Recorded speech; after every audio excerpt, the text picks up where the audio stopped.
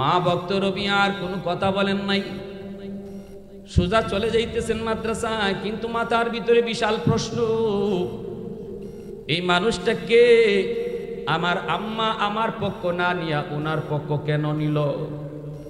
আম্মা তো আমার পক্ষ নিয়ে বলার কথা ছিল, মিয়া আপনি দাঁড়ান, জীবনে কোনোদিন মাকে বেপরদায় দেখি নাই, কিন্তু আজ মা কেন একজন অপরিচিত মানুষকে ভিতরে ঢুকতে দিল, আমার পক্ষ নিল না? কে সেই মানুষটা? তিনি চলে গেলেন মাদ্রাসায়, পড়াইতেছেন ছাত্র পড়াইতেছেন। মদিনার রওজা শরীফের কাছেই তিনি হাদিস পড়ান, আল্লাহর নবী রওজা শরীফের কাছেই তিনি হাদিস পড়ান। বিভিন্ন মাযহাবের ছাত্ররা ওনার ছাত্র, এই অবস্থায় পড়াইতেছেন। এইদিকে হযরত আব্দুর রহমান বিবির কাছে যাইয়েই বলতেছেন, বিবি গো, ও বিবি, এই জোয়ান ছেলেকে যে আমাকে বাধা দিল। মা তখনও ফের ভাঙ্গেন না, মায় বলতেছে পরে বলবো, আগে আপনি বলেন কেন তিনটা সুন্নত আপনি ভঙ্গ করলেন? এক নাম্বার হলো লম্বা সফর থেকে আসলে পরে মসজিদে অবস্থান নিতে হয়, মসজিদ থেকে ঘরে খবর পাঠাইতে হয়, এই সুন্নতটা আপনি করেন নাই। দুই নাম্বার হলো মদিনার আমার নবীর রওজা শরীফে সালাম না কইরা আপনি ঢুকে পড়লেন নিজের বাড়িতে, অথচ আমার নবীর রওজায় সালাম করেন নাই। তিন নম্বর হলো নিজের বাড়িতে ঢুকতেও সালাম দিয়া অনুমতি নিতে হয়, এই সুন্নতটাও আপনি করেন নাই। কেন তিনটা সুন্নত ভঙ্গ করলেন? আগে সুন্নত তিনটা পালন করে আসেন, এরপরে পরিচয় দিব এই যুবক ছেলেকে। হযরত আব্দুর রহমান আর কথা বাড়ালেন না, তিনিও সোজা চলে গেলেন। যাইয়েই মদিনায় নবীর রওজা শরীফের কাছে, যাইয়েই আমার নবীর রওজা শরীফের কাছে যাইয়েই নবীর রওজায় সালাম জানালেন, নামাজ পড়লেন, চোখ থেকে দর দর করে পানি পড়ে। 16টা বছর পরে আমার নবীর রওজার কাছে আসলেন। কতটা আবেগ, কতটা ভালোবাসা, চোখ দিয়ে পানি ঝরলো। হঠাৎ করে তাকায় দেখেন রওজা শরীফের কাছেই ওই যুবক, যেই যুবককে তিনি বিবির কাছে দেখছিলেন, চেহারাটা পূর্ণিমার মতো চাঁদের মতো সুন্দর ঝলমল করে, তিনি হাদিসের মসনদে বৈশা উস্তাদ হইয়া হাদিস পড়াইতেছেন, আর সামনেই অসংখ্য ছাত্র হাদিস পড়তেছে। হযরত আব্দুর রহমান দেখে তিনি অবাক, কে সেই যুবক, কে সেই যুবক? যে যুবককে কিছুক্ষণ আগে আমার বিবির কাছে দেখলাম, এখন দেখতেছি সে বহুত বড় মুহাদ্দিস। কে সেই? চোখ থেকে পানি ঝরতেছে আর মনে মনে কান্দের, আল্লাহ ও মালিক, তুমি যদি আমাকে এমন একটা সন্তান তুমি আমাকে দিতা, এমন একটা সন্তানের বাবা যদি আমাকে বানাইতা, আমি বাবা হইয়া জীবনে ধন্য হয়ে যেতাম। চোখের পানি ঝরে কাঁদতে কাঁদতে তিনি গেলেন বাড়িতে। বিবির কাছে গিয়া সালাম দিয়া সুন্নত তিনটা আদায় করে বলতেছেন, বিবি গো, ও বিবি শোনো, নবীর রওজা সালাম জানাইছি। বিবি কইতেছে, রওজা শরীফের কাছে কিছু দেখছনি? কয়, হ দেখছি, ওই যুবক ছেলেটাই, সে মদিনার রওজা শরীফের কাছে বইসা বহুত বড় মুহাদ্দিস হইয়া হাদিস পড়াইতেছে। কে গো বিবি, একটু কও না। আল্লাহ যদি এমন একটা সন্তান আমাকে দিত, মনে বড় আশা ছিল। সাথে সাথে বিবি স্বামীর বুক জড়ায় কান্দে আর কপালে চুমু দিয়া কয়, স্বামী গো, তোমার দোয়া আল্লাহ কবুল করে ফেলেছে। তোমার মনের যে আশা ছিল গো স্বামী, যেই যুবককে তুমি দেখেছো মদিনার মসনদে, হাদিসের মসনদে বসা, তার নাম হলো রবিয়া, মদিনার সবচেয়ে বড় মুহাদ্দিস আর মদিনার মসজিদের ইমাম, সেই হলো তোমার ঔরসজাত সন্তান, যার নাম হলো রবিয়া। সাথে সাথে তিনি আল্লাহর কুদরতি কদমে সেজদায় পড়ে শুকরিয়া আদায় করেন। বিবিকে নিয়ে বলেন, বিবি তাড়াতাড়ি চলো, আমার সন্তানকে আমি নয়ন জোড়াইয়া দেখব, আমার সন্তানকে আমি মন জোড়াইয়া একটু দেখব, চলো আমাকে নিয়ে চলো। কাছে চলে আসলেন, পর্দার আড়াল থেকে বিবি ডাক দিয়া কয়, মায় ডাক দিতেছে সন্তান রে, বাবা রবিয়া একটু এদিকে আসো। পর্দার আড়াল থেকে মার ডাক শুই না, সাথে সাথে পড়া বন্ধ কইরা তিনি চলে আসলেন মায়ের কাছে। আইসা দেখেন ওই বুড়া মানুষটা, বৃদ্ধ মানুষটা এখনো মায়ের পাশে দাঁড়ানো। হযরত রবিয়া মাথাটা নিচের দিকে দিয়া দিছেন, কথা বলতে পারেন না। মা তখন বলতেছে, বাবা রবিয়া, তোমার মনেও প্রশ্ন ছিল, মা জীবনে কোনোদিন বেপরদায় চলি নাই, এই মানুষটারে আমি কেমন করে এই জায়গা দিলাম, কেমন করে তার সাথে পর্দা ভঙ্গ করলাম, এই প্রশ্নটা তোমার মনে। বাবা আমিও বুঝতেছি, কিন্তু বাবা শোনো, যেই বৃদ্ধ মানুষটা আজকে তোমার মায়ের পাশে দাঁড়ানো, 16টা বৎসর যেই বাবার কথা আমাকে শুধু জিগাইতা, আম্মু আমার আব্বু কেমন, আমার আব্বুর চেহারা কেমন, আমার আব্বু কবে আসবে, এই হলো তোমার বাবা। দৌড় দিয়া বাবার বুক জড়ায় ধরলেন। বাবা ছেলে দুজনে কুলাকুলি, চুকির পানি একজনে আরেকজনের মুছে দেয়। সন্তানকে, আল্লাহ তুমি যে আমার আব্বারে দেখাইছো, এজন্য সবাই শুকরিয়া তান আওয়াজ করে কালিমাতুশ শুকুর বলি আলহামদুলিল্লাহ। মুআজ্জাজ হাজিরিন, সন্তান জন্ম দিলেই মানুষ হয় না, সন্তানকে মানুষ বানাইতে হয়। আর মানুষ বানানোর কারখানা, মানুষ বানানোর ফ্যাক্টরি মাদারিসে কওমিয়া, কওমি মাদ্রাসাগুলি আমার আপনার সন্তানকে মানুষের সন্তান বানায়। যদি বলেন এটা আমার কথা, তাহলে ভুল। এটা আমার আল্লাহর কথা। কোরআন মানুষকে মানুষ বানায়, কোরআন মানুষের সন্তানকে মানুষ বানায়। আর রহমান আল্লামাল কুরআন খালাকাল ইনসান। পবিত্র কোরআনের সূরাতুর রহমান একখান সূরা আছে, জানি না আমরা কম বেশি সবাই। এই সূরাতুর রহমানের শুরুতেই আল্লাহ পাক এদিকে ইঙ্গিত দিয়েছেন। কোরআন, এই কথা বলে কেন, এখানে কথা বলতেছে কেন?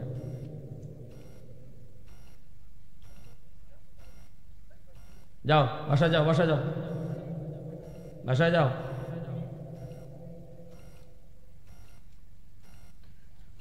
আল্লাহ সূরাতুর রহমানের শুরুতে কোরআন শিক্ষার কথা আগে এনে আর মানুষ সৃষ্টির কথা পরে নিয়ে ইশারা করেছেন, ইঙ্গিত করেছেন। যার কাছে কোরআন আছে, কোরআনের শিক্ষা আছে, কোরআনের জিন্দিগি আছে, হালাল হারাম আছে, জায়েজ নাজায়েজ আছে, বৈধ অবৈধ যার জীবনে আছে, আল্লাহ বলেন সে হলো মানুষ। আর যার জীবনে কোরআন নাই, হালাল নাই, হারাম নাই, জায়েজ নাই, নাজায়েজ নাই, বৈধ নাই, অবৈধ নাই, আল্লাহ বলেন তোমাদের কাছে সে মানুষ হলেও আমি আল্লাহর কাছে মানুষ না। ঠিক না? যার জীবনে জায়েজ নাজায়েজ নাই, হালাল হারাম নাই, যা মন চায় তা করে, যা খাইতে মন চায় তা খায়, যা দেখতে মন চায় তাই দেখে, তার জীবন আর হায়ওয়ানের জীবনে তফাৎ নাই। হায়ওয়ানও জায়েজ নাজায়েজ নাই। গরু ছাগলের জন্য কোনো জায়েজ নাজায়েজ আছে? হাঁস মুরগির জন্য হালাল হারাম আছে? হ্যাঁ? অতএব হায়ওয়ান যখন যা মন চায় তা করতেছে, কিন্তু তুমি তো মানুষ, তুমিও যদি যখন যা মন চায় তাই করো, এটা হালাল না হারাম তা দেখার যদি সুযোগ তোমার না থাকে, বা সেটা যদি পাত্তা না দাও, খেয়াল না করো, তখন তোমার জীবন আর হায়ওয়ানের জীবনে তফাৎ। দেখতে তুমি মানুষ, কিন্তু মূলত হায়ওয়ান।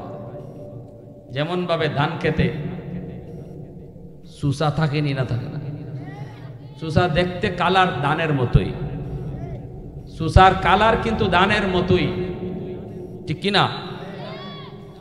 তাই বইলা চুসা কি ধান? চুসারে কেউ ধান কয়? চুসারে কেউ যেমন কোনো ধান কয় না, ঠিক তেমনি যার জীবনে, যে মানুষের জীবনে হালাল হারাম নাই, জায়েজ নাজায়েজ নাই, কোরআন নাই, কোরআনের জিন্দিগি নাই, ওর হাত, ওর পা, ওর চোখ মানুষের মতো থাকলেও আল্লাহ তারে মানুষ কইতে রাজি না। তারে কি কইতে রাজি না? মানুষ কইতে রাজি। এই কথা আল্লাহ পবিত্র কোরআনের অন্যত্র বলেছেন। ওয়ালাকাদ যারা'না লিজাহান্নামা কাসীরাম মিনাল জিন্নি ওয়াল ইনস লাহুম কুলুবুন লা ইয়াফকাহুনা বিহা ওয়া লাহুম আ'য়ুনুন লা ইউবসিরুনা বিহা ওয়া লাহুম আযানুন লা ইয়াসমাউনা বিহা উলাইকা কাল আনআম বাল হুম আদাল। এই আয়াতের ভিতরে আল্লাহ পাক পরিষ্কার তিনি জানায় দিলেন, কিছু মানুষকে আমি আল্লাহ, কিছু মানুষ এবং জিনকে আমি আল্লাহ শুধু জাহান্নামের জন্য সৃষ্টি করেছি। এদের হাত আছে, চোখও আছে, কানও আছে, মুখও আছে, মানুষের মতোই সবগুলি অঙ্গ ওদের আছে। কিন্তু যেই উদ্দেশ্যে আমি আল্লাহ তাকে চোখ দিলাম, যেই উদ্দেশ্যে আমি আল্লাহ তারে কান দিলাম, যেই উদ্দেশ্যে আমি আল্লাহ তারে দেমাগ দিলাম, দেমাগ, ওই কাজে চোখ ব্যয় করে না, কান ব্যয় করে না, দেমাগ ওই কাজে ব্যয় করে না। এজন্য আল্লাহ পাক কয় তার জীবন আর হায়ওয়ানের জীবনে কোনো তফাৎ নাই। বালহুম আদল, আল্লাহ বলেন এর চেয়ে ওরা নিকৃষ্ট। হায়ওয়ানের চেয়ে ওই মানুষটাকে আল্লাহ নিকৃষ্ট বলেন যেই মানুষটার জীবনে চোখ আছে, কান আছে, দেমাগ আছে, সব কিছুই আছে, এরপরও আল্লাহকে চিনে না, এরপরও হালাল হারাম মানে না। আল্লাহ বলেন সে শুধু হায়ওয়ানের মতো নয়, হায়ওয়ানের চেয়েও নিকৃষ্ট। কারণ একটা হায়ওয়ানকে কেউ ওয়াজ করে শোনায় না। গরু ছাগলে জায়েজ না জায়েজ বুঝে না, হালাল হারাম বুঝে না, কিন্তু গরু ছাগলের জন্য এরকম ওয়াজ মাহফিলের আয়োজন হয়নি। হ্যাঁ, কোন গরু ছাগলের কাছে দাওয়াত ও তাবলীগ ওয়ালারা যায়নি, কিন্তু তোমার কাছে দাওয়াত ও তাবলীগ ওয়ালারা গেল।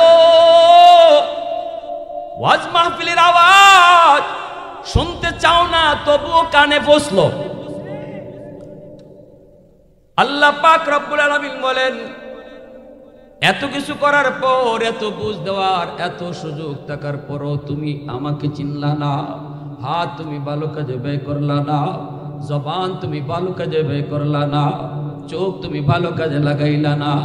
অতএব শুধু গরু ছাগলের মতো নয়, হায়ওয়ানের মতো নয়, বরং হায়ওয়ানও তোমার চেয়ে ভালো আর তুমি তার চেয়ে নিকৃষ্ট। দুনিয়ার জীবনে সে মানুষের মতোই চলবে, আল্লাহ তাকে মানুষের মতোই চলার সুযোগ দিবে। আল্লাহ তাকেও, এই মানুষটারে আল্লাহ মানুষ কয় না, তাহলে আল্লাহ তারে খাওয়ায় কেন? আল্লাহ তারে ফালে কেন? আল্লাহ তারে সুযোগ দেয় কেন চলবার? আল্লাহ তারে সুযোগ দেয় কেন হাঁটার? প্রশ্ন জাগেনি না জাগে না? অটো প্রশ্ন জাগে। মানুষ যদি আল্লাহর কাছে নাই হয়, তাহলে আল্লাহ তারে মানুষের মতো চলার সুযোগ কেন দেয়? ভাইরা বন্ধুরা, কেন আল্লাহ দেয় একটু বুঝেন। কারণ হলো দেখতে শুনতে মানুষের মতো সুরত, এজন্যই আল্লাহ মানুষের মতোই তারও সুযোগ দিচ্ছে। আকাশে পূর্ব দিগন্তে সূর্য উঠে মানুষের জন্য উঠে, ঈমানওয়ালার জন্য উঠে। আল্লাহকে যে চিনে না তারেও আল্লাহ এই সুযোগে, এই সূর্যের আলো নেওয়ার সুযোগ দেয়। আল্লাহ বাতাস দুনিয়াতে দেয়, অক্সিজেন, এটাও কিন্তু মূলত দেয় ঈমানদারের জন্য। কয় যে আল্লাহরে চিনে না, যে মানুষের কাতারে না, সে কেন অক্সিজেন পায়? আল্লাহ বলে ঈমানদারের উসিলায় পায়। সুবহানাল্লাহ, ঈমানদারের খাতিরে পায়। মানুষের খাতিরে অমানুষগুলাও তারা দুনিয়াতে চলতেছে, খাইতেছে, পড়তেছে। ঈমানদারের উসিলায় বেঈমান চলতেছে, খাইতেছে, পড়তেছে। দুনিয়াতে আল্লাহ এই সুযোগটা দেয়, কিন্তু পরকালে এই সুযোগ আল্লাহ দিবে না।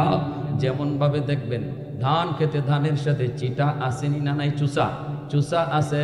ধান ক্ষেতের মালিক ধান খেতে যাইয়া সার দেয়, ভালো করে ধান ক্ষেতের মালিক জানে সব ধান না, ধানের সাথে চুষাও আছে, চুষা ধানের রং ধরে আছে।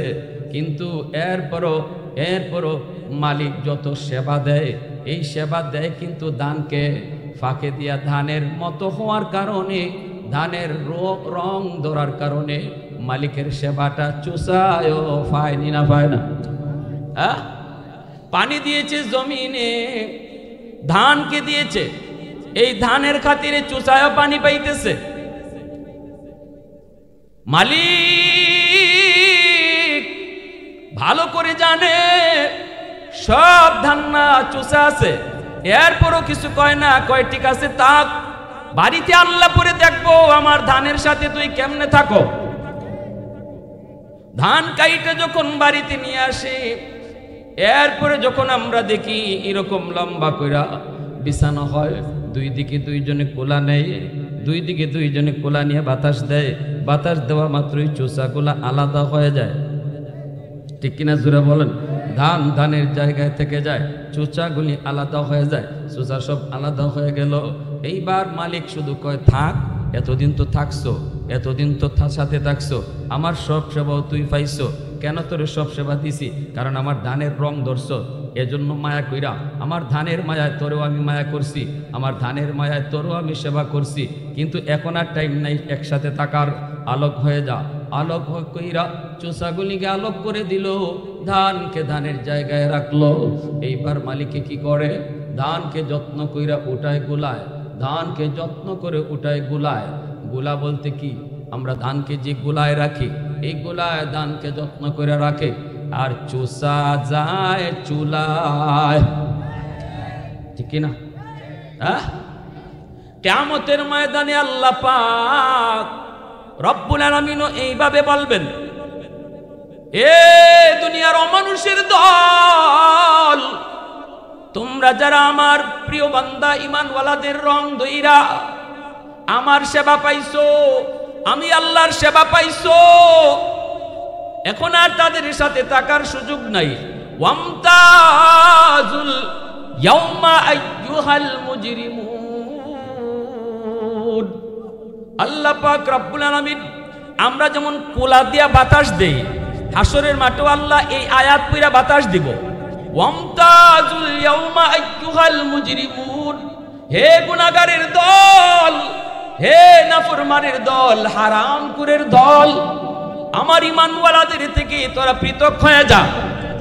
বলা মাত্রই ওরা চোষার মতো ঈমানওয়ালাদের কাছ থেকে ওরা আলাদা হয়ে যাবে।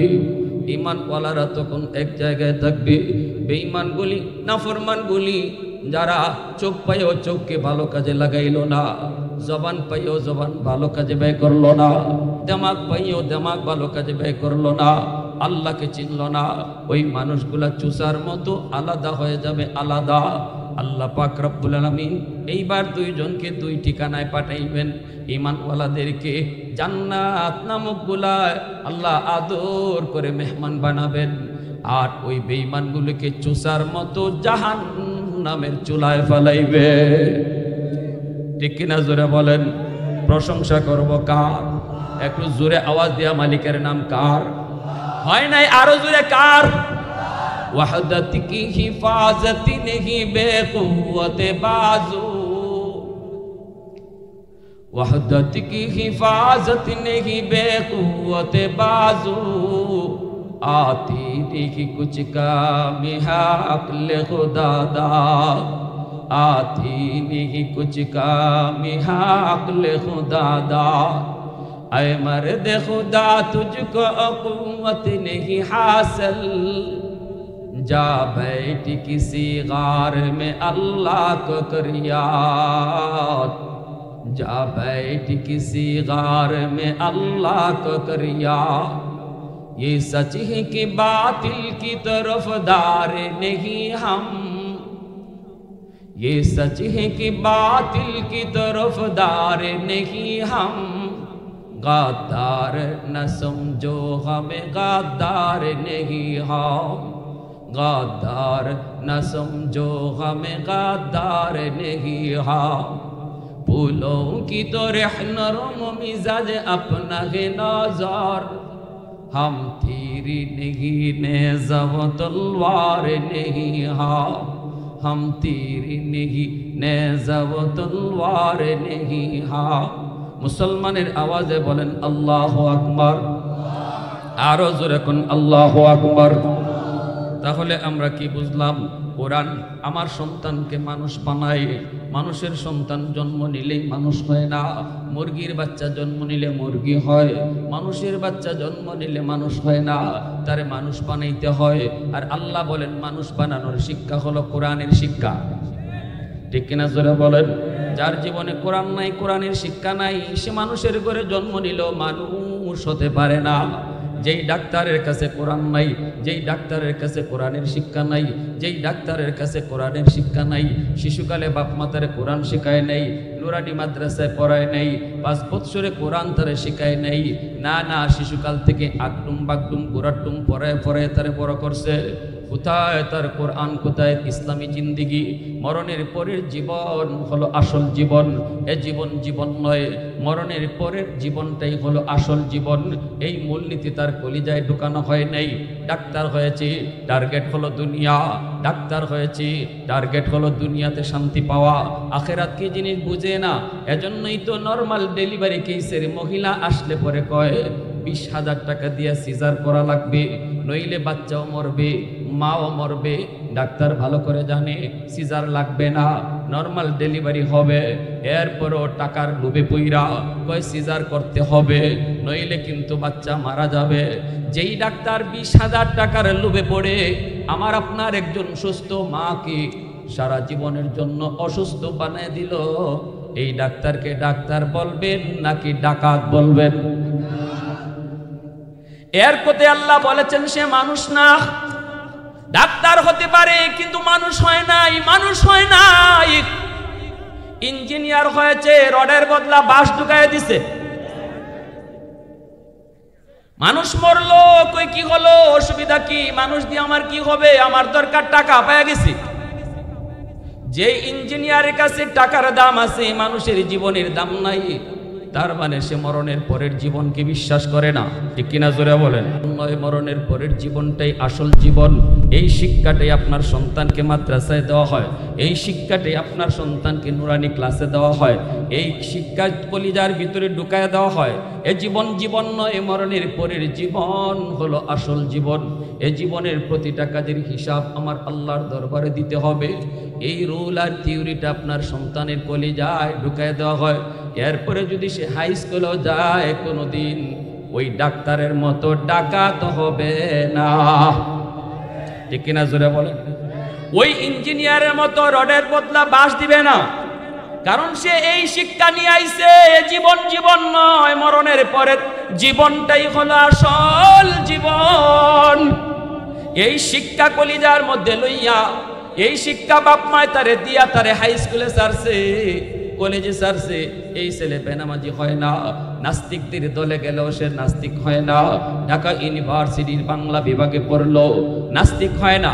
শাহরিয়ার কবিরের কাছে গিয়েও কোরআনের পক্ষে আওয়াজ উঠাবে। ঠিক কিনা জোরে বলেন? না না, কোনো নাস্তিকদের দলে যাবে না, তাদের পক্ষে কথা বলবে না, কোরআনের পক্ষে কথা বলবে।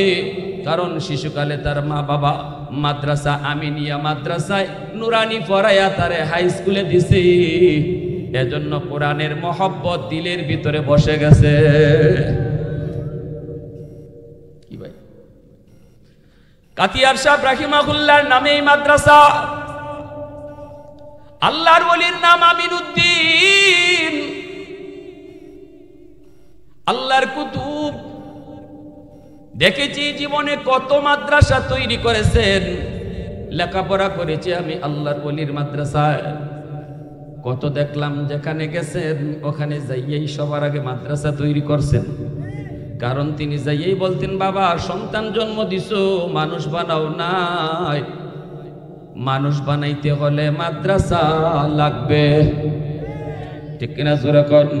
মানুষ বানাইতে হলে মাদ্রাসা লাগবে, কোরআনের শিক্ষা লাগবে, আখেরাতের বুঝ তার কলিজায় ঢুকায় দিতে হবে, নইলে কিন্তু সন্তান হবে মানুষ হবে না, ডাক্তার হবে মানুষ হবে না, ইঞ্জিনিয়ার হবে মানুষ হবে না, প্রফেসর হবে মানুষ হবে না। যদি মানুষ বানাইতে হয় শিশুকালে কোরআন তার সিনায় ঢুকাও। ভাটি অঞ্চলের কত এলাকায় গেলাম, যাইয়েই দেখা যায় রাত্রে থাকছেন, সকালবেলা ফজরের নামাজ পড়ি এলাকার মানুষ লইয়া, ও মিয়া মাদ্রাসা আসেনি? জিনা হুজুর আমরা তো নিয়ত করছিলাম। ডাকো ডাকো, সকলকে ডাকো। হয়ে গেছে মাদ্রাসা হইতো জায়গা কেটাইতে পাই কম। আল্লাহর ওলিদের কথা কম কিন্তু আসর বেশি, ঠিক কিনা জোরে কম।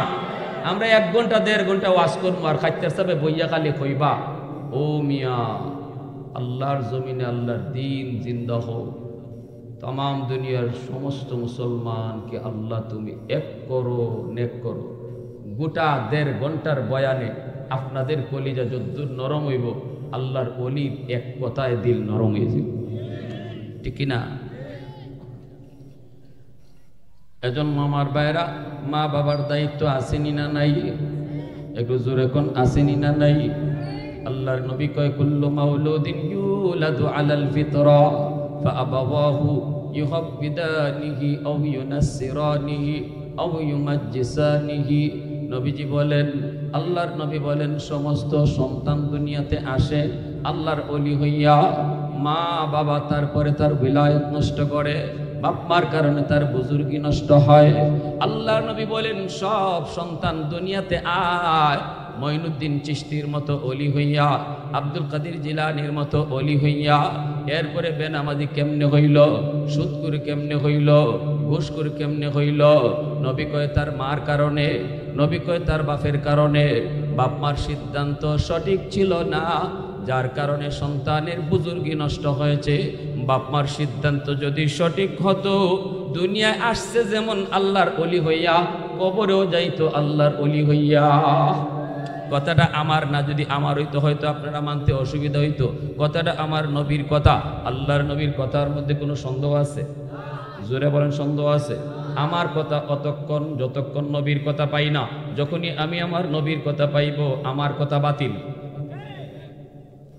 যুবক কও না কেন? আমার মত ততক্ষণ যতক্ষণ নবীর মত পাই না, যখনই নবীর মত পাবো আমার মত বাতিল। নবীর মতে মত, তার নাম উম্মত। আমার মত মত নয়, নবীর মতে মত, তার নাম হলো উম্মত। এজন্যই মনে রাখবা, আমার নবী রহমতের নবী কয়, ও দুনিয়ার মা বাবারা শুনো, তোমার সন্তান দুনিয়াতে আসছে আব্দুল কাদের জিলানীর মতো ওলি হইয়া, মঈনুদ্দিন চিশতির মতো ওলি হইয়া, শাইখে কাতিয়ার মতো ওলি হইয়া। আপনার সন্তান দুনিয়াতে আসছে শাইখে গনুই রহমাতুল্লাহি আলাইহির মতো ওলি হইয়া, দুনিয়াতে সন্তান আসছে। এরপরে নবী কয়, এই সন্তানের উলায়াত, এই সন্তানের বুজুর্গি যদি নষ্ট হয়, সবার আগে তুমি মা বাবাকে আল্লাহর কাঠ গড়ায় দাঁড়ায় জবাব দিতে হবে। সিদ্ধান্ত তুমি ভুল নিছো, কারণ শিশুকালে তোমার সন্তান, এই সন্তানের দিলের ভিতরে আল্লাহর পরিচয়, এই সন্তানের দিলের ভিতরে আল্লাহর মারিফত। এইবার সন্তানটারে কোথায় লেখাপড়া করাইবা, এটা তুমি মা বাবা সঠিক সিদ্ধান্ত নিতে হবে। পরিবেশের কারণে তার বুজুর্গি নষ্ট হবে। খারাপ পরিবেশে যদি ভর্তি হয়, খারাপ প্রতিষ্ঠানে যদি লেখাপড়া করে, যেখানে আল্লাহর পরিচয় নাই, আখিরাতের কোনো আলোচনা নাই, এই সন্তান পরিবেশের কারণে দুনিয়াতে আসছিল বুজুর্গ হইয়া, এই পরিবেশের কারণে তার বুজুর্গি নষ্ট হয়েছে। এর জন্য মা দায়ী, বাবা আল্লাহর দরবারে দায়ী থাকতে হবে। কিয়ামতের ময়দানে সন্তান কইব, রব্বানা আতিহিম দিফাইনি মিনাল আযাব ওয়ালআনহুম লানান কাবীরা। সন্তান কইব, আল্লাহ আমারে তুমি জাহান্নামে পরে দাও, আগে আমার বাপ মারে আনো। আমি কোথায় লেখাপড়া করবো, কোথায় যাবো, আমি তো তখন বুঝি নাই। বুঝতেন আমার আম্মা, বুঝতেন আমার আব্বা, কিন্তু আমাকে ভালো প্রতিষ্ঠানে আমার বাপ মা ভর্তি করেন নাই। যেখানে পড়লে পরে তোমার পরিচয় জানতাম, যেখানে পড়লে পরে মরণ পর্যন্ত তোমাকে নিয়েই থাকতাম। আল্লাহ আখিরাতের ফিকির আমার অন্তরে ঢুকায় নাই। আমি তো শিশু ছিলাম, আমি তো জানতাম না। আমাকে এমন এক প্রতিষ্ঠানে ভর্তি করলো, আগডুম বাগডুম শিখলাম, কিন্তু আল্লাহকে চিনলাম না। আল্লাহ আমার বাবা দায়ী, আমার মা দায়ী। আমি তো দুনিয়া আসছিলাম তোমার পরিচয় লইয়া, কেন তারা আমাকে এই পরিচয় ভুলাইয়া দিল? আল্লাহ আমার মারে ডাকো, আমার বাবারে ডাকো। তারপরে কইব, আমারে যেই পরিমাণ শাস্তি তুমি জাহান্নামে দিবা, আল্লাহ আমার বাপ মারে ডাবল শাস্তি দিও। নাউজুবিল্লাহ, জোরে কোন। সন্তানে আবদার করতেছে, আল্লাহ আমারে জাহান্নামে যেই শাস্তি তুমি দিবা বেনামাজি হওয়ার কারণে, সুদখোর ঘুষখোর হওয়ার কারণে, আমার বাপ মারে ডাবল শাস্তি তুমি দিও। তখন আল্লাহ কইব তোর বাপের ঘাড়ে ফাড়া দিয়ে তুই জাহান্নামে যা, তোর মার ঘাড়ে ফাড়া দিয়ে তুই জাহান্নামে যা। এই বাপ মারেও আল্লাহ জাহান্নামে দিয়ে দিব যদি আমরা আমাদের দায়িত্ব ঠিকমতো আদায় না করি। সন্তানের কারণে বাপ মা হয় জান্নাতি হবে নয় জাহান্নামী হবে। সন্তানকে যদি সঠিক শিক্ষা দেই, সন্তানকে যদি আমার সিদ্ধান্ত সঠিক রাখি সন্তানের লেখাপড়ার ব্যাপারে, তাহলে এই সন্তানই আমার জান্নাতে যাওয়ার উসিলা হবে। আর যদি আমি সিদ্ধান্তে ভুল করি তাহলে এই সন্তানই আমার জাহান্নামে যাওয়ার উসিলা হবে। কি ভাই কষ্ট পাইতেছেন? হ্যাঁ,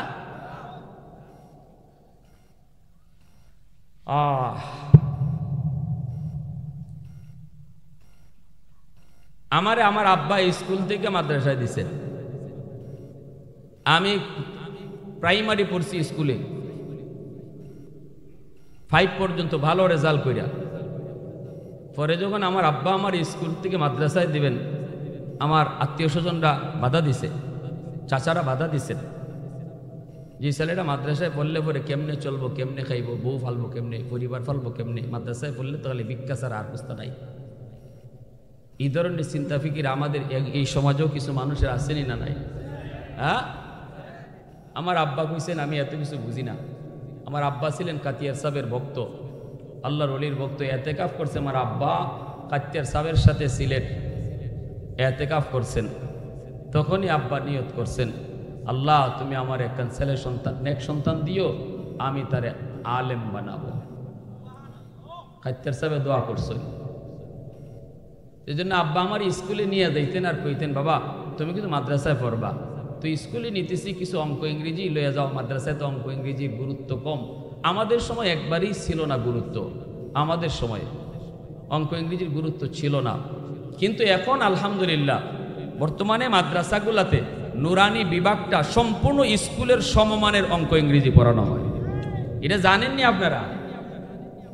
এই খবর থাকবো থেকে। প্রাইমারিতে যে অঙ্ক ইংরেজি আছে 1-এ, 2-এ, 3-এ, 4, 5-এ, নুরানি 1, 2, 3, 4, 5-এ সেম অঙ্ক ইংরেজি রাখা হয়েছে। শুধু আপনাদের দিকে খেয়াল কইরা, আমাদের দিকে না, আমরা মৌলবীদের দিকে খেয়াল করে আমি বলবো না, শুধু আপনাদের দিকে খেয়াল করে। যারা সন্তানকে ডাক্তার বানাবেন, ইঞ্জিনিয়ার বানাবেন, প্রফেসর বানাবেন, ব্যারিস্টার বানাবেন, সচিব বানাবেন, উকিল বানাবেন, বানান, আমরা আপত্তি দেই না, নিষেধ করি না। এদেশে মুফতি মুহাদ্দিসের যেমন প্রয়োজন, ডাক্তার ইঞ্জিনিয়ারেরও প্রয়োজন, বানান, কোনো অসুবিধা নাই, সাধুবাদ জানাই।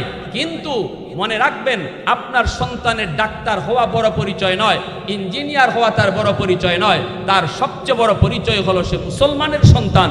এজন্য শিশুকালেই তারে মুসলমানি শিখাইয়া তার স্কুলে দেবে, ঠিক কিনা? মুসলমানি শিখাইয়া তার ডাক্তার বানান, মুসলমানি শিখাইয়া তার ইঞ্জিনিয়ার বানান, তাহলে ইঞ্জিনিয়ার হবে, ডাকাত হবে না, ডাক্তার হবে, ডাকাত হবে না, যদি মুসলমানি শিখাইয়া তারে দেন। এজন্যই মাদ্রাসায় আজকে অঙ্ক ইংরেজি রাখা হয়েছে। মুসলমান সন্তানের লেখাপড়া যেন মাদ্রাসা দিয়া শুরু হয়, আল্লাহর পরিচয় দিয়া যেন শুরু হয়, সাথে অঙ্ক ইংরেজি স্কুলেরটা পেয়ে গেল, সে 6-এ অনায়াসে ভর্তি হইতে পারবে। মাদ্রাসায় 5 বছর নুরানি ফইরা আপনার ছেলে অনায়াসে হাই স্কুলে ভর্তি হইতে পারবে, কোনো সমস্যা হবে না। এজন্যই উলামায়ে কেরাম যেন গোটা মুসলিম উম্মার সন্তান মাদ্রাসা দিয়া তার লেখাপড়া শুরু হয়, উলামায়ে কেরাম সিদ্ধান্ত নিয়া এই নুরানি বিভাগে অঙ্ক ইংরেজি স্কুলের মানের নিয়ে আইছেন। 5 বছর প্রাইমারিতে কেন পড়াবো? কেন তার এই জীবনের 5টা বছর নষ্ট করব? প্রাইমারির পড়ালেখা তো আমার নুরানি মাদ্রাসায় আছে, তাহলে আমি শুধু প্রাইমারিতে কেন পড়াবো? আমি এমন এক প্রতিষ্ঠানে পড়াবো যেখানে প্রাইমারির পড়াও আছে, আবার ইসলামের শিক্ষা লইয়া, মুসলমানি লইয়া সে ডাক্তার ইঞ্জিনিয়ার হবে। কি ভাই কথাটা বুঝছেন কিনা? হ্যাঁ, এজন্য বলি শিশুকালে বাচ্চাদের 5টা বছর অত্যন্ত দামি। শিশুকালে বাচ্চাদের দিল দেমাগ কাদামাটির মতো, কাদামাটিতে যা খুশি লিখবেন, লিখতে পারবেন, মাটি যদি শক্ত হয়ে যায় লেখা যায় না। গাছ যতক্ষণ চারা থাকে পানি দিলে লাভ হয়, গাছ যদি মোটা হয়ে যায় পানি লই দিলেও লাভ হবে না। শিশু বাচ্চাদের দিল দেমাগ চারা গাছের মতো, কাদামাটির মতো। এই শিশুকালে যা শেখানো হয়, যা বোঝানো হয়, কলিজায় যা দেওয়া হয় এটা মরণ পর্যন্ত আসর করে, এটা ভুলতে পারে না, এটা ভুলতে পারে না। এজন্য শিশুকাল মানুষের জীবনের ফাউন্ডেশন। এই শিশুকালটা আপনারা ভুল জায়গায় পড়াবেন না। ভালো প্রতিষ্ঠান দেখা, এলাকার প্রতিষ্ঠান দেখা নুরানি বিভাগটাতে পড়ালেখা করান। এর পরে আপনার মন চাইলে আলেম বানান, যদি বানান নূরুন আলা নূর, হাফেজ যদি বানাইতে চান নূরুন আলা নূর, আর যদি না বানাইয়া তারে ডাক্তার, ইঞ্জিনিয়ার, প্রফেসর বানাইতে চান, আমরা নিষেধ করি। জোরে কোন, পরিষ্কার বুঝছেন, আমরা নিষেধ করি।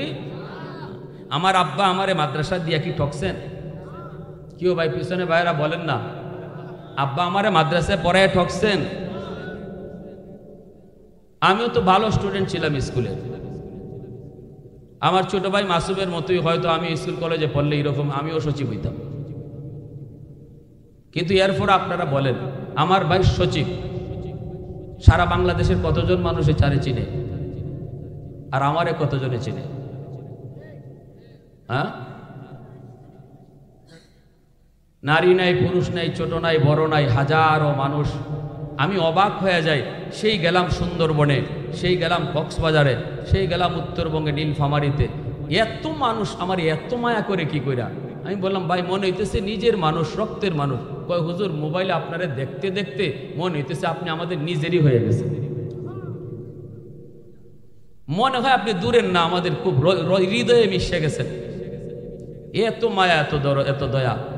আমি দোয়া করি, দোয়া পাই, আলহামদুলিল্লাহ। এরপর আমার ভাই আলহামদুলিল্লাহ আপনাদের দোয়ায় শিশুকালে আমার আব্বার কাছ থেকে ধর্মীয় শিক্ষা নিয়েই সে স্কুল কলেজে গেছে। বিধায় এখনো আল্লাহর রহমতে, আল্লাহর দয়ায় অত্যন্ত সততার সাথে দায়িত্ব পালন করে যাইতেছে। পিছনে একটা কালো দাগ, লাল দাগ নাই, একটা লাল দাগ নাই। যার কারণে আওয়ামী লীগ পিরিয়ডও সচিব, তত্ত্বাবধায়কের আমলেও সচিব। এরকম কজন আছে যে যারা আওয়ামী লীগ আমলে ছিল এখনো আছে? আওয়ামী লীগ আমলে যারা ছিল এরা তো সব দৌড়ের উপরে আছে, ঠিক কিনা?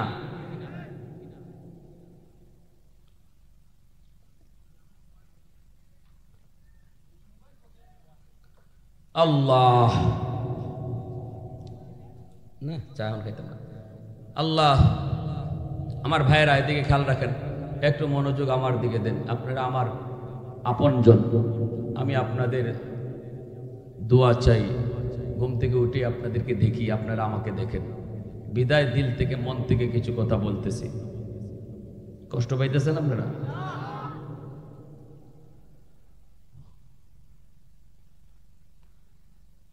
আল্লাহর নবী, রহমতের নবী বলেন, মা বাবার দায়িত্ব সন্তানের প্রতি আসেনি না নাই? এজন্যই বলবো, সন্তানটাকে শিশুকালে আপনি মাদ্রাসায় নিয়ে আসেন, নুরানি পড়ান, আল্লাহর কাছে দায় মুক্ত হন। এই ছেলে বড় হওয়ার পর ডাক্তার হলেও দেখবেন আপনার জানাজার নামাজ পড়াইতে পারবে। নুরানি বিভাগে যদি পড়ালেখা করে আপনার সন্তান ডাক্তার হয়, তবু জানাজা পড়াইতে পারবে। তারে জানাজা পড়ানো শিখিয়ে দেওয়া হবে। পবিত্র কোরআনে সূরা ইয়াসিন মুখস্থ করে দেওয়া হবে। মুমূর্ষ অবস্থায় সূরা ইয়াসিন পড়বে, আর আল্লাহ তোমার মরণের কষ্ট আল্লাহ মাফ করে দিবে। সন্তান বাবার কবর দেখলে পরে সূরা ইয়াসিন পড়বে, ইয়াসিন পড়ে পড়ে চোখের পানি ঝরাবে, আল্লাহ কবরের আযাব মাফ করে দিবে, কবরের আযাব আল্লাহ মাফ করে দিবে। এটা বাপ মার সঠিক সিদ্ধান্তের কারণে। আর যেই বাপ মা সৎ সিদ্ধান্তে ভুল করেছে, ভুল, এই সন্তান বাবার কবরের পাশ দিয়া গান গেয়ে যায়, বিন্দু পরিমাণ তার অনুভূতি লাগে না। আমার সন্তান আমার কবরের পাশে কোরআন পড়বে না গান গাবে, এই সিদ্ধান্ত নিবে তার মা, সিদ্ধান্ত নিবে তার বাবা। যদি বলো আমার সন্তান কোরআন পড়ো, তাহলে বলবো সন্তানটাকে শিশুকালে নুরানি মাদ্রাসায় পড়াও। আর যদি মনে করো না লাগবে না, যা মন চায় তা করো, তাহলে বলবো আগডুম বাগডুম শিখাও। সাফ সাফ কথা, আমার কথার ভিতরে কোনো ধরনের কোনো ভেজাল নাই, পরিষ্কার কথা। এজন্য আপনি কি চান? কোরআন আপনার কবরের পাশে কোরআন তেলাওয়াত হোক না গান বাজুক, এটা আপনার সিদ্ধান্ত নেওয়ার বিষয়। ভাইরা বন্ধুরা, আল্লাহর নবীর একজন সাহাবী হযরত আব্দুর রহমান রাদিয়াল্লাহু তাআলা আনহু, তিনি চলে যাবেন দাওয়াতের কাজে চলে যাবেন। বিবির গর্ভে তখন সন্তান। বিবিকে বলতেছেন, বিবি গো, যদি আমার সন্তান ছেলে হয় তাহলে তুমি তারে মাদ্রাসায় পড়ায়ও, তারে তুমি কোরআন শিখায়ও, আমার সন্তানকে আলেম বানায়ও, হাফেজে কোরআন তুমি বানায়ও। মন চায় কিয়ামতের ময়দানে আল্লাহর সামনে একজন হাফেজ আলেম, একজন মুহাদ্দিসের বাবা হইয়া আল্লাহর সামনে পরিচয় দিই। কারণ কিয়ামতের ময়দানে একজন আলেমের মা, একজন হাফেজের মা বাবা এতটা সম্মান আল্লাহর কাছ থেকে পাবে, কোন নবীর মা বাবাও এত সম্মান পাবে না। মান কারা আল কুরআন ওয়া আমিলা বিমা ফিহি উলবিসা ওয়ালিদাহু তাজান ইয়াউমাল কিয়ামাহ আও কামা ক্বালা নবী আলাইহিস সালাম দাউহু আহসানু মিন দাউইশ শামস। নবীজি বলেন কিয়ামতের ময়দানে আল্লাহ পাক একটা নূরের মুকুট নিয়ে আল্লাহ দাঁড়ায় থাকবে আর বলবে, আসো মা বাবারা আসো। নবীর মা বাবা যায় কইব, আল্লাহ আমি অমুক নবীর মা, অমুক নবীর বাবা। আল্লাহ বলবেন, আমি তোমাকে খুঁজি না। আরেক নবীর মায় বাবায় কইব, আল্লাহ আমি অমুক নবীর মা, অমুক নবীর বাবা। আল্লাহ তখনও বলবে, আমি তোমাকে খুঁজি না, তোমাকে খুঁজি না। তখনই দেখা যাব বেশ পরে একজন হাফেজে কোরআনের মা, একজন আলেমের বাবা এসে কইব, আল্লাহ আমি অমুক হাফিজ সাহেবের মা, অমুক হাফেজে কোরআনের বাবা, অমুক আলেমের বাবা, অমুক আলেমের মা।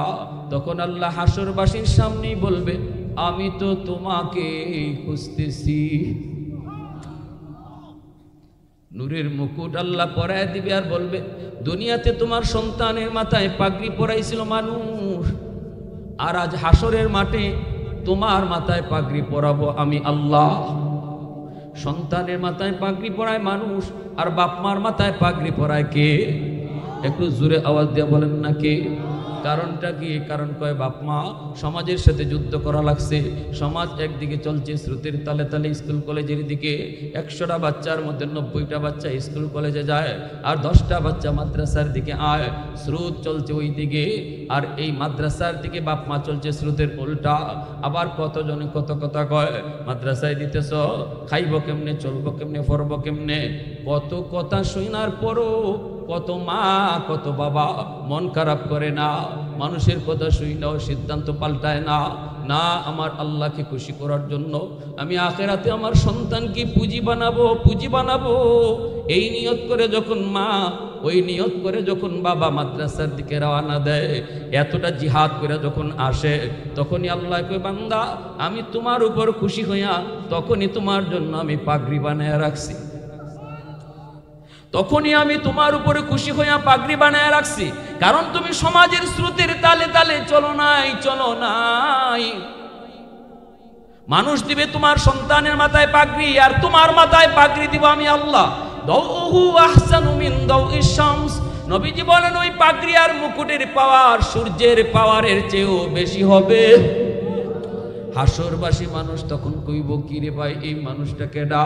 আরেকজনে কইব, চিনো না? কয়, আমাদের এলাকার হাফিজ সাহেবের আম্মা, অমুক মুফতি সাহেবের আব্বা, অমুক আলেমের আম্মা। এইভাবে হাসরের মাঠে তার পরিচয় দেওয়া হবে। একজন হাফেজের মা বাবাকে আল্লাহ পাক নাম ধরে ডাক দিবে না, হাসরের মাঠে আলেমের বাপ মারে আল্লাহ নাম ধরে ডাক দিবে না, মুফতি সাহেবের আব্বা আম্মারে আল্লাহ নাম ধরে ডাক দিবে না। দুনিয়াতে মানুষ তারে ডাকতো, ও মুফতি সাহেবের আব্বা, ও হাফিজ সাহেবের আম্মা। হাসরের মাঠে আল্লাহ কইব, ও হাফিজ সাহেবের আম্মা। মানুষ তোমারে যেইভাবে ডাকতো, ওইভাবে আল্লাহ তোমারে ডাকবে হাসরের মাঠে। এত ইজ্জত, এত সম্মান। আব্দুর রহমান রাদিয়াল্লাহু তাআলা আনহুর বিবি স্বামীকে বিদায় দিলেন, দাওয়াতের কাজে চলে গেলেন, আর বলে গেলেন, যদি আমার ছেলে সন্তান হয় তাহলে তুমি তারে মদিনার মসজিদে ভর্তি করায়ও, মদিনার মাদ্রাসায় ভর্তি করে আলেম বানাও, হাফেজ তুমি বানায়ও। এই বইলা তিনি চলে গেলেন দাওয়াতের কাজে। এইদিকে ছেলে সন্তান জন্ম নিল, মা সন্তানের নাম রাখলেন রবিআতুর রায় নাম রাখলেন। বসন্তকালের বাতাস, এত সুন্দর একটা নাম। ছেলে মার কাছ থেকেই দিন শিখতে লাগলো। মা যদি দিনদার হয়, সন্তান দিনদার হয়। মা যদি আল্লাহওয়ালি হয়, সন্তান আল্লাহওয়ালি হয়। কারণ সন্তান মার টাচে থাকে বেশি, বাবার এতটা টাচে থাকতে পারে না, সুযোগ পায় না। বাবা তো বেশিরভাগ সময় বাহিরে থাকে, মাকে সন্তান বেশি টাইম পায়। এজন্য মা যদি ফর্দা নিশিন হয়, সন্তান অটো ফর্দা করা শিখে যায়। ঠিক কিনা জোরে বলে? হ্যাঁ, আমি ওইখানে বয়ানে পেয়েছি, আমার ছোট্ট বাচ্চাটা, ছোট্ট মেয়েটা, যদি ওর মা কোনো রুমে থাকে আর ওর কোনো চাচা, যেমন জশাব মনে করেন জানে না এই রুমে ঢুকে পড়বে, আমার ছোট্ট মেয়েটা আয়েশা, সে কিন্তু এখনো পর্দা কি জিনিস বোঝে না। যখনই বুঝতেছে তার মা এই রুমে কিন্তু চাচা ঢুকতেছে, চাচা জানে না, তখন আমার বাচ্চাটা যাই এই চাচার বুক দুইরা, কোমরে দুইরা, চাচু এই রুমে আম্মু আছে। আওয়াজ নাই, এই রুমে কে আছে? কে শিখাইল এটা? এই বাচ্চাটা। কারণ বাচ্চারা দেখছে মা পর্দা করে, পরপুরুষের সামনে যায় না, ওর চাচাদের সামনে মা যায় না। এজন্যই যখনই বুঝছে চাচাও জানে না এই রুমে মা, এজন্য চাচার কোমর ধরে কয়, চাচু এই রুমে যায়েন না, এই রুমে আম্মু আছে। তাহলে মা যদি পর্দা করে, সন্তান অটো পর্দা শিখে যায়। ঠিক কিনা জোরে বলেন? শিখাইতে হয় না, অটো পর্দা করা শিখে যায়। মা যদি নামাজি হয়, সন্তান নামাজি হয়। মা যদি কোরআন পড়ে, সন্তান অল্প দিনে হাফেজে কোরআন হয়। আমি তো এই কথা বলি, অভিজ্ঞরা অভিজ্ঞতার আলোকে বলেছেন, পেটে সন্তান লইয়া যদি মা বেশি বেশি টক খায়, সন্তান বড় হওয়ার পরে টক প্রিয় হয়। পেটে সন্তান লইয়া যদি মা বেশি বেশি মিষ্টি খায়, সন্তান বড় হওয়ার পরে মিষ্টি প্রিয় হয়। পেটে সন্তান নিয়ে যদি মা বেশি বেশি ঘুমায়, সন্তান বড় হওয়ার পরে অলস হয়। পেটে সন্তান নিয়ে মা যদি টুকটাক কামকাজ করে, সন্তান বড় হওয়ার পরে কর্মঠ হয়। সন্তান পেটে নিয়ে মা যদি গান শুনে, সন্তান বড় হইয়া গায়ক হয়। সন্তান পেটে নিয়ে মা যদি কোরআন তেলাওয়াত করে, এই সন্তান অল্প দিনে হাফেজে কোরআন হয়। কারণ এটা আসর পড়ে, মার আসরটা পেটেও যায় পড়ে, সন্তানের উপরে যায় পড়ে। দুধ খাওয়ানোর সময় সন্তানের উপরে মার আসর পড়ে। এজন্য রবিয়ার মা শিশুকালে তারে দিন শিখাইলেন, দিনই পরিবেশে তারে বড় করতেছেন। মাদ্রাসায় ভর্তি করার বয়স যখন হয়ে গেল, মদিনার মসজিদে নিয়ে হাজির, মদিনার মসজিদে নিয়ে হাজির আর বলেন, উস্তাদজি আমার সন্তানকে আপনারা দিন শিখান। এই বইলে তিনি উস্তাদের হাতে সন্তানকে দিয়ে আসলেন। অল্প দিনের ভিতরেই দেখা গেল সন্তানের জেহেন ভালো, মেধা ভালো, চরিত্র ভালো, আখলাক ভালো, উস্তাদদের মুখে মুখে রটে গেল। অল্প দিনের ভিতরেই তার সুনাম ছড়াতে লাগলো। মদিনার মাদ্রাসায় 1 নাম্বার হয়ে গেল রবিয়া। চতুর্দিকে তার সুনাম, এত জেহেন, যেই কিতাব পড়ে এই কিতাব মুখস্থ হয়ে যায়। উস্তাদরাও তার জেহেন দিকে অবাক। এইদিকে বাবা গেছেন দাওয়াতের কাজে, 1 দিন 2 দিন নয়, 1 মাস 2 মাস নয়, 16টা বৎসর কেটে গেল বাবার। বাবা তো আর আসেন না। মার কাছে জিজ্ঞেস করে রবিয়া, মা আমার আব্বু কোথায়? মা কয়, বাবা সন্তান কি বুঝতে, বাবা তোমার আব্বু তো দাওয়াতের কাজে বের হয়েছেন, জানি না কবে আসেন, কখন আসেন জানি না, আবার দুনিয়াতে আসেন কিনা তাও তো জানি না মা। এইদিকে রবিয়া 16 বৎসরে মদিনার মাদ্রাসার পড়ালেখা শেষ কইরা এই মাদ্রাসারই মুহাদ্দিস হয়ে গেলেন। যেই মাদ্রাসায় পড়ালেখা করছেন এই মাদ্রাসারই উস্তাদ। শুধু তাই নয়, ওনার আখলাক, ওনার চরিত্র, ওনার আমল দেখা মদিনার মানুষ মদিনার মসজিদের ইমাম বানায় দিল।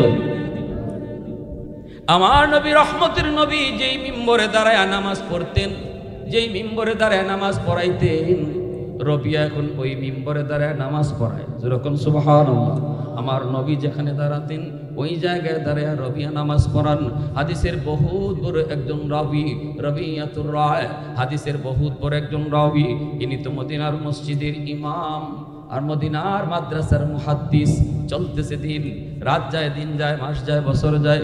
16 বৎসর পরে রবিয়ার আব্বা হযরত আব্দুর রহমান তিনি বাড়ি ফিরলেন, কিন্তু মা জানেন না, জানার তো কথাও না, তখন তো মোবাইলের যুগও ছিল না যে ফোন করে জানাই দিব আমি আসতেছি। সুজা ঘরের ভিতরে ঢুকবেন, তখন রবিয়া মায়ের কাছে দাঁড়ানো। মাদ্রাসার টাইম হয়ে গেছে, পড়াইতে যাবেন, মার কাছ থেকে বিদায় নিয়ে যাবেন। মা ভক্ত রবিয়া, মা ভক্ত সন্তান ঘর থেকে বের হতে কয় আম্মু যাই, ঘরে ঢুকার সময় কয় আম্মু ঢুকি। যেই সন্তান বেশি বেশি মাকে আম্মা কয়া ডাকে, যেই সন্তান বাবাকে বেশি বেশি আব্বা কয়া ডাকে, এই সন্তানের প্রতি বাপ মার ভালোবাসা বেশি থাকে। মার ভালোবাসা নিতে, বাবার ভালোবাসা নিতে লক্ষ টাকা খরচ করতে হয় না। যুবক, বাপ মারে খুশি করতে বল মাছ খাওয়ানো লাগে না। মুখ ভরে ভরে আম্মা আব্বা কয়া ডাক দাও, দেখবা মা বাবা খুশি হয়ে গেছে। বড় হওয়ার পরে সন্তান মাকে আম্মা কয়া ডাকতে লজ্জা পায়, আব্বাকে আব্বা কয়া ডাকতে লজ্জা পায়। শাশুড়ির টিকি মুখ ভরে আম্মু কয়, শ্বশুরকে টিকি মুখ ভরে আব্বু কয়, কিন্তু নিজের মা বাবাকে আব্বা আম্মা কইতে লজ্জা পায়। অথচ মার দিলটা খাঁ খাঁ করে। সন্তান যত বড়ই হোক না কেন, সন্তান কখনো বাপ মার কাছে বড় হয় না। সন্তান সব সময় বাপ মার কাছে ছুটেই থাকে। আব্বু ডাক শোনার জন্য বাবার দিলটা খাঁ খাঁ করে, আম্মু ডাক শোনার জন্য মায়ের দিলটা খাঁ খাঁ করে। দেখবেন যেই সন্তান টাকা পয়সা রুজি করে না, কিন্তু মারে বেশি বেশি আম্মু ডাকে, আব্বারে বেশি বেশি আব্বা ডাকে। টাকা পয়সা রুজি না করলেও সন্তানকে, এই সন্তানকে বাপ মায়ে বেশি ভালোবাসে। হ্যাঁ, আরেক ছেলে মাসে 20,000 30,000 টাকা দেয়, কিন্তু বছরে একবারও আম্মা কয় না। বছরে চলে গেছেন দাওয়াতের কাজে, রবিয়া বাবাকে চিনবেন কি কইরা? ওই অবস্থায় ঢুকে পড়লেন, ঢুকেই দেখেন তার বিবির কাছে একজন যুবক দাঁড়ায় রইছে, জোয়ান একটা পুরুষ দাঁড়ায় রইছে। বাবাও তো ছেলেকে চিনে না, ছেলেও তো বাবাকে চিনে না, ঠিক না? বাবাও ছেলেকে চিনে না, ছেলেও বাবাকে চিনে না। ওই অবস্থায় ঢুকলেন, ঢুকা মাত্রই দেখা যায় হযরত রবিয়া আওয়াজ দিতেছে, কে গো আপনি এইভাবে ভিতরে ঢুকতেছেন কেন? এটা তো একটা পর্দাওয়ালা বাড়ি, এই বাড়িতে ঢুকতে গেলে অনুমতি নিতে হয়। দাঁড়ান, আপনি ঢুকবেন না। কিন্তু রবিয়ার আব্বা আব্দুর রহমান তিনি তো বাধা মানতে রাজি না। ইনার কথা হইল, আমি আমার বাড়িতে ঢুকবো, তুই বাধা দেওয়ার কে? ঠিকই না? ছেলে চিনে না বাবাকে, বাবা চিনে না ছেলেকে। ছেলে বাধা দেয়, বাবা বাধা মানে না। ভিতরে ঢুকতেছেন, রবিয়া তো মাথা একদম হ্যাং মারলো। এই মানুষটার জীবনে মদিনায় কোনোদিন দেখি নাই। অচেনা অজানা মানুষ কেমন করে পর্দার ভিতরে ঢুকতেছে, বাধা দিতেছি, বাধাও মানে না। এই অবস্থায় ভিতরে ঢুকতেছেন, কিন্তু রবিয়া বাবাকে চিনেন না। মা তো তার স্বামীকে ভালো করে চিনছেন, এজন্য মা বাধা দেয় না। রবিয়া যখন বাধা দেয়, বাবা যখন বাধা মানে না, তখন পিছন থেকে মায় কয়, বাজার মুরব্বী মানুষ ঢুকেই যখন পড়েছে আর বাধা দিও না, তুমি তোমার ক্লাসে চলে যাও, পড়ার টাইম হয়ে গেছে। তখনও কিন্তু মায় ফের ভাঙ্গে দেন না, ফেরটা ভাঙ্গেন নাই, যে ইনি তোমার আব্বা, কইলেই তো শেষ হয়ে যেত। মায় কইতেছে, বাবা মুরব্বী মানুষ, বাদ দেও, এত বাধা দিও না, যাও তুমি পড়া দাও। মা ভক্ত রবিয়া আর কোনো কথা বলেন নাই, সোজা চলে যাইতেছেন মাদ্রাসায়। কিন্তু মাথার ভিতরে বিশাল প্রশ্ন, এই মানুষটাকে আমার আম্মা আমার পক্ষ না নিয়া ওনার পক্ষ কেন নিল? আম্মা তো আমার পক্ষ নিয়ে বলার কথা ছিল, মিয়া আপনি দাঁড়ান, জীবনে কোনোদিন মাকে বেপরদায় দেখি নাই, কিন্তু আজ মা কেন একজন অপরিচিত মানুষকে ভিতরে ঢুকতে দিল, আমার পক্ষ নিল না? কে সেই মানুষটা? তিনি চলে গেলেন মাদ্রাসায়, পড়াইতেছেন, ছাত্র পড়াইতেছেন। মদিনার রওজা শরীফের কাছেই তিনি হাদিস পড়ান, আল্লাহর নবী রওজা শরীফের কাছেই তিনি হাদিস পড়ান। বিভিন্ন মাযহাবের ছাত্ররা ওনার ছাত্র। এই অবস্থায় পড়াইতেছেন, এইদিকে হযরত আব্দুর রহমান বিবির কাছে যাইয়েই বলতেছেন, বিবি গো, ও বিবি, এই জোয়ান ছেলেকে যে আমাকে বাধা দিল। মা তখনও ফের ভাঙ্গেন না, মায় বলতেছে, পরে বলবো, আগে আপনি বলেন কেন 3টা সুন্নত আপনি ভঙ্গ করলেন? 1 নাম্বার হলো, লম্বা সফর থেকে আসলে পরে মসজিদে অবস্থান নিতে হয়, মসজিদ থেকে ঘরে খবর পাঠাইতে হয়, এই সুন্নতটা আপনি করেন নাই। 2 নাম্বার হলো, মদিনার আমার নবীর রওজা, রওজা শরীফে সালাম না কইরা আপনি ঢুকে পড়লেন নিজের বাড়িতে, অথচ আমার নবীর রওজায় সালাম করেন নাই। 3 নম্বর হলো নিজের বাড়িতে ঢুকতেও সালাম দিয়া অনুমতি নিতে হয়, এই সুন্নতটাও আপনি করেন নাই। কেন 3টা সুন্নত ভঙ্গ করলেন? আগে সুন্নত 3টা পালন করে আসেন, এরপরে পরিচয় দিব এই যুবক ছেলেকে। হযরত আব্দুর রহমান আর কথা বাড়ালেন না, তিনিও সোজা চলে গেলেন। যাইয়েই মদিনায় নবীর রওজা শরীফের কাছে, যাইয়েই আমার নবীর রওজা শরীফের কাছে যাইয়েই নবীর রওজায় সালাম জানালেন, নামাজ পড়লেন, চোখ থেকে দর দর করে পানি পড়ে। 16টা বছর পরে আমার নবী রওজার কাছে আসলেন। কতটা আবেগ, কতটা ভালোবাসা, কতটা ভালোবাসা, চোখ দিয়া পানি ঝরলো। হঠাৎ করে তাকায় দেখেন রওজা শরীফের কাছেই ওই যুবক, যেই যুবককে তিনি বিবির কাছে দেখছিলেন, চেহারাটা পূর্ণিমার মতো, চাঁদের মতো সুন্দর ঝলমল করে, তিনি হাদিসের মসনদে বৈশা উস্তাদ হইয়া হাদিস পড়াইতেছেন, আর সামনেই অসংখ্য ছাত্র হাদিস পড়তেছে।